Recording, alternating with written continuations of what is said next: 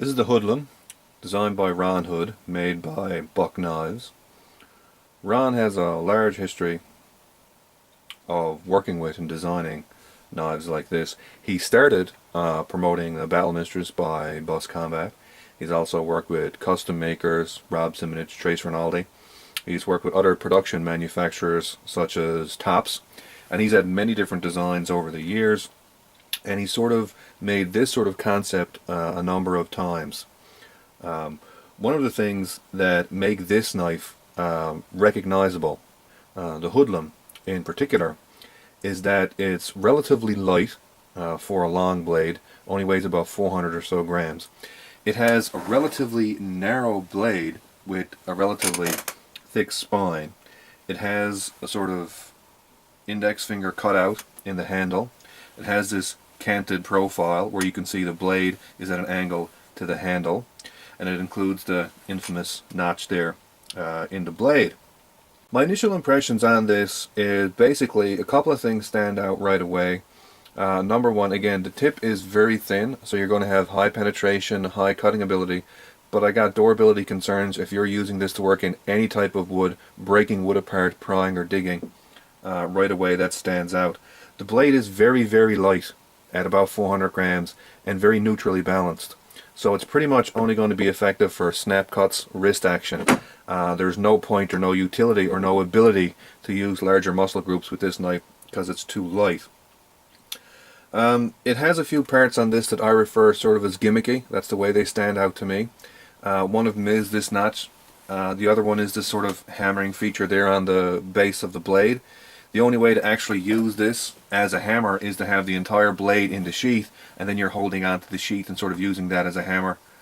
That's again kind of silly. Turn the blade over. This is the exact same width of this little pole down here, and it's much easier to use the back of the blade as a hammer than trying to do that. In general, it has a high flat grind. The edge thickness and angle are moderately thin, so the cutting ability should be decent to moderate, and chopping ability should excel when you're using this sword more as a light machete than as a small sort of axe. Because again, it's very light, very neutrally balanced, so it's only going to work well for very short, whippy snap cuts.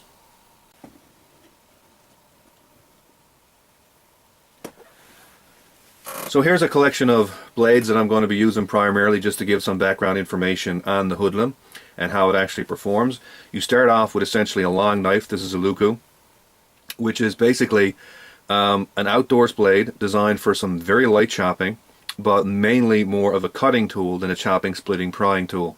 So then you move up to the Hoodlum, which is moving more to being a heavier blade, giving you more chopping ability, giving you more splitting ability, and giving you more overall strength to use for prying.